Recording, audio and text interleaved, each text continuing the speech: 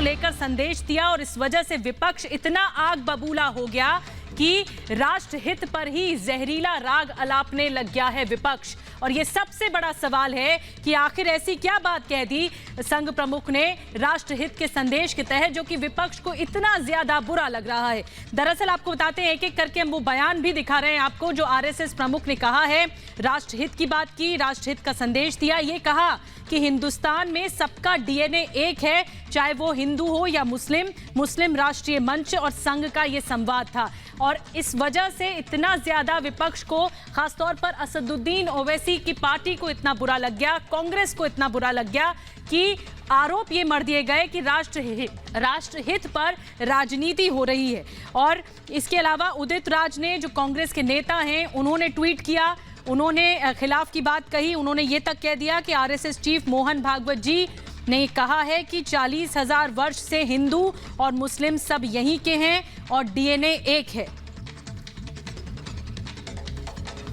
हम समान पूर्वजों के वंशज हैं। अब ये विज्ञान से भी सिद्ध हो चुका है।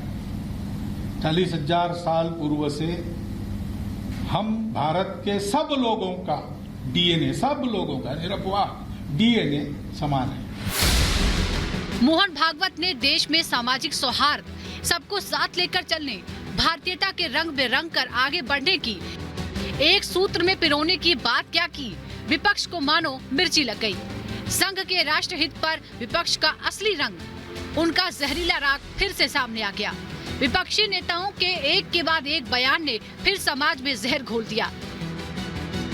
सवाल ये है कि जब मोहन भागवत मुस्लिम राष्ट्रीय मंच से एकता बंधुत्व की बात करते हैं, अलग अलग समाजों को जोड़ने की बात करते हैं, तो फिर ओवैसी जैसे नेता तोड़ने की बात क्यों करते हैं? क्यों कांग्रेस संघ की सोच, उसकी नीयत पर सवाल खड़े करती है? लेकिन ये कहना कि डीएनए सबका एक है, तो उसमें उसको विवाद में इन्होंने डाल दिया। सबका डीएनए नहीं है। साइंटिफिकली मैं कह रहा हूँ, कोई पॉलिटिकली सोशली नहीं कह रहा। अगर सोशली पॉलिटिकली मोहन भागवत जी कहे होते तो मैं कुछ नहीं बोलता। इस तरह का संदेश भारतीय जनता पार्टी और आरएसएस के लोग ये निरंतर दे रहे हैं और मोहन भागवत जी उल्टी बात कर रहे हैं। श्री भागवत जी ने एक स्टेटमेंट अभी किया है कि हिंदू मुस्लिम में कोई तनाव नहीं है और वे कह रहे कि हिंदू मुस्लिम एक है। तो मुझे तो लगता है कि गिरगिट जैसा रंग बदलता है, वैसी आरएसएस की संगठन भी अपना रंग बदलने जा रही है। ओवैसी अपने ट्वीट से हिंदुत्व के खिलाफ राग अलापते हैं, नफरत की बात करते हैं और दिग्विजय सिंह जैसे नेता भी मानो सुर में सुर मिलाते हैं। आखिर क्यों? मोहन भागवत जी का बयान समाज को जोड़ने वाला है, असदुद्दीन ओवैसी का बयान समाज को तोड़ने वाला है, देश को तोड़ने वाला है। और उसी में वो लिंचिंग की बात करते हैं। लिंचिंग तो किसी भी का भी हो वो निंदनीय है, उसकी निंदा की जानी चाहिए, लेकिन इसको हिंदू और मुस्लिम एंगल से देखना ये बिल्कुल दुर्भाग्यपूर्ण है। जो गुमराह करने वाला गैंग था, जो लोगों का गुमराही करने के षड्यंत्र करने वाले लोग थे, साजिशें करने वाले लोग थे, उनमें हताशा और निराशा है। मोहन भागवत के बयान का कई मुस्लिम नेताओं और धर्मगुरुओं ने स्वागत भी किया है। सरसंघचालक जी ने बहुत अच्छी बातें कही हैं और उसका बहुत अच्छा संदेश किया है। भारतीय संस्कृति सबको मिलजुल कर रहने की इजाज़त देती है। हम तो वसुदेव कुटुंबकम को मानकर चलने वाले लोग हैं इस देश के। माननीय भागवत जी के बयान से समाज समरसता की ओर जाएगा, यही इनकी पीड़ा है। जरूरत है राजनीति से ऊपर उठने की, तभी सौहार्द, समन्वय और विकास संभव होगा। Bureau report, Republic Bharat. तो बात दरअसल समन्वय की हो रही थी, लेकिन यहां पर राजनीति तलाशी गई विपक्ष की ओर से और खासतौर पर असदुद्दीन ओवैसी जो एआईएमआईएम के नेता हैं, उनकी तरफ से नफरत की राजनीति भी फैलाई जा रही है। हमारे साथ अनुज हैं।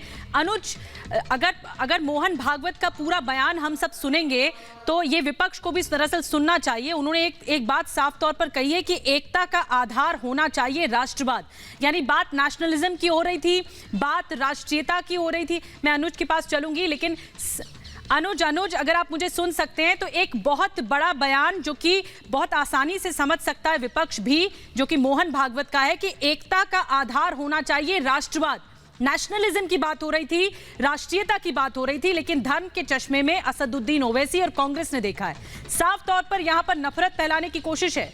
अनुज, बिल्कुल, देखिए एक बात समझने की ज़रूरत है कि अगर धर्म के मसले पे बात करें तो राजनीतिकरण हमेशा से अपोजिशन पार्टीज करती रही हैं।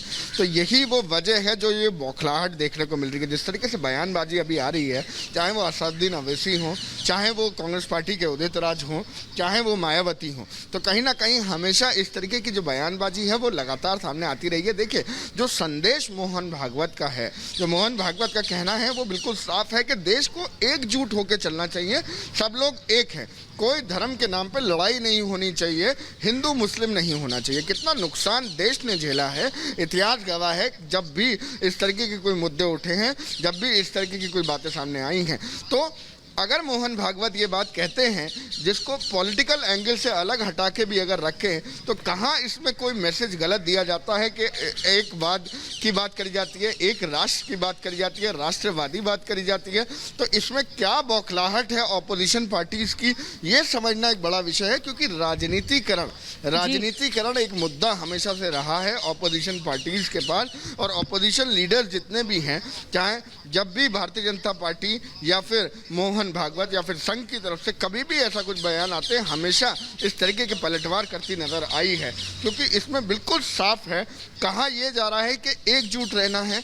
मोहन भागवत का जो बयान था कि सबका डीएनए एक है, उसका जो मतलब है वो ये है कि सारे देश को कोई धर्म के नाम पे लड़ाई नहीं लड़नी है, सारे देश को बिल्कुल साफ तौर पर है कि मकसद एकजुट होकर आगे बढ़ना। आप ठीक कह रहे हैं अनुज, रिएक्शंस आ रहे हैं। बिल्कुल आप ठीक कह रहे हैं, रिएक्शंस भी आ रहे हैं। और मोहन भागवत ने एक बहुत ही सिंपल और सटीक बात ये कही कि एकता के सूत्र में हम सब बंधे हुए हैं और डीएनए सबका एक है। ये बात को गलत तरीके से कैसे विपक्ष देख रहा है, ये राजनीतिक चश्मा है, ये धर्म का चश्मा है जो कि विपक्ष लगा रहा है। अनुज, मैं आपके पास लौटूंगी और आपको बता दें कि इस मोहन भागवत के बयान के बाद जो कि रिएक्शन सामने आया असदुद्दीन ओवैसी या फिर कांग्रेस के, उस पर संत समाज भी गुस्से में है। स्वामी चक्रपाणी का क्या कुछ कहना है, आप तक बात पहुंचाते हैं पूरी।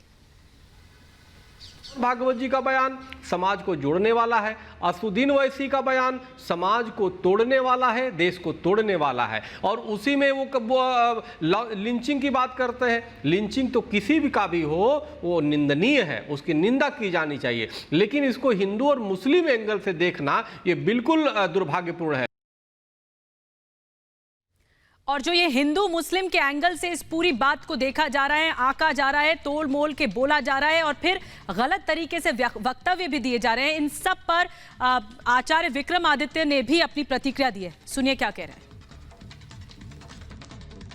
हिंदुत्व का मतलब है सर्वे भवन्तु सुखिनः सर्वे सन्तु निरामयाः। केवल हम ही नहीं जिए, सब जिए। पराप्रकृति के अनुसार से जीव मात्र को जीने का अधिकार है, परंतु ओबीसी जैसे लोग इस देश के अंदर, पूरे विश्व के अंदर चाहते हैं केवल इस्लाम राज करे। जिंदगी भर वो हिंदुत्व को समझ नहीं सकते। वो फंडामेंटलिस्ट सोच वाले, वो ऐसी कट्टरवादी सोच वाले व्यक्ति जो केवल इस्लाम के नाम पर ही अपनी राजनीति करते हैं और राजनीतिक रोटियां सेकने का काम करते हैं और धर्म को अधर्म बनाने का काम करते हैं। ये धार्मिक लोग नहीं है, ये केवल राजनीतिक रोटियां सेकने का काम करते हैं।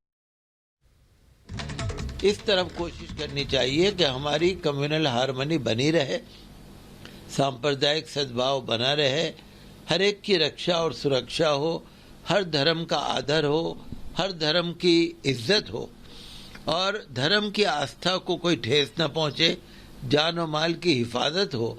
तो भागवत जी एक बड़ी शख्सियत है, एक अच्छी कम्युनिटी उनको मानती है। तो हम उनसे यही अपील करेंगे कि लिंचिंग को किसी भी तरह से बंद कराया जाए और जब ये हिंदुत्व का इशू ही नहीं है तो जो लोग इसको कर रहे हैं उनके खिलाफ कड़ी कार्रवाई होनी चाहिए और हिंदू मुस्लिम सिख ईसाई सारे लोग मिलकर भारत के मान सम्मान को आगे बढ़ाएं, यही हमारी कामना है।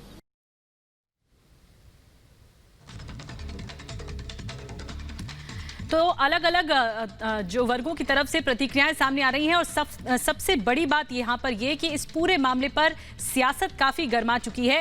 हालांकि मोहन भागवत ने जिस संदर्भ में ये बयान दिया, जो मकसद था वो आसानी से समझा जा सकता है, लेकिन अलग अलग हलकों की तरफ से इस तरह की प्रतिक्रिया सामने आना वाकई सवाल उठाती है कि आखिर विपक्ष मौका ढूंढ रहा था क्या राजनीति करने का।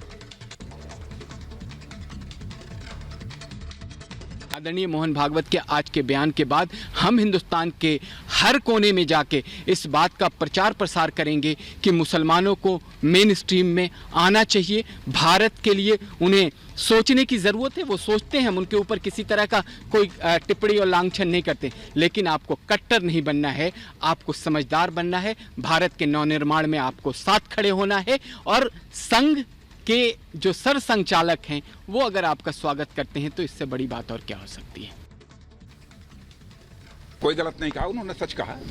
और वैसे जहां तक भारतीय जनता पार्टी का प्रश्न है, हम लोगों ने कभी जाति, पंथ अथवा मजहब के आधार पर राजनीति नहीं की है। इंसाफ और इंसानियत, जस्टिस एंड ह्यूमैनिटी, यही हमारा आधार रहा है राजनीति करने का। ये कह रहे हैं मुसलमानों में डर पैदा किया गया है, इससे वोटों के लिए। नहीं, वो तो अपना पोलराइजेशन करने वाले डर पैदा करते हो, चाहे भारतीय जनता पार्टी हो अथवा जिस विचारधारा को हम लोग मानने वाले हैं उस पर वो लोग कभी इस प्रकार की बात नहीं करते हैं।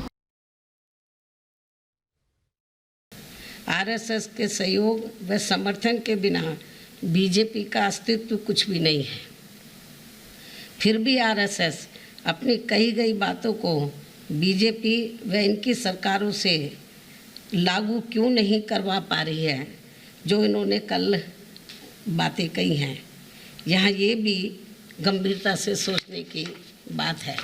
इसलिए इससे ये स्पष्ट होता है कि आरएसएस की कथनी व करनी में काफ़ी ज़मीन आसमान का अंतर है।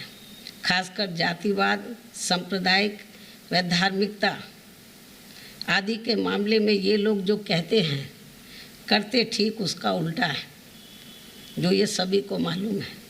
संक्षेप में अब मेरा यही कहना है कि आरएसएस प्रमुख का कल दिया गया ताज़ा बयान वास्तव में लोगों को न केवल अविश्वसनीय लगता है बल्कि मुंह में राम बगल में छुरी ही ज़्यादा लगता है। आरएसएस प्रमुख श्री मोहन भागवत द्वारा कल गाजियाबाद में आयोजित एक कार्यक्रम में भारत में सभी धर्मों के लोगों का डीएनए एक होने व भीड़ हिंसा, हिंदुत्व के खिलाफ आदि होने की जो बात कही गई है वह किसी के भी गले के नीचे से आसानी से नहीं उतरने वाली है, क्योंकि आरएसएस व बीजेपी एंड कंपनी के लोगों की तथा इनकी सरकारों की भी कथनी व करनी में अंतर सभी देख रहे हैं। साथ ही आरएसएस प्रमुख देश की राजनीति को विभाजनकारी बताकर जो कोस रहे हैं ये ठीक नहीं है, जबकि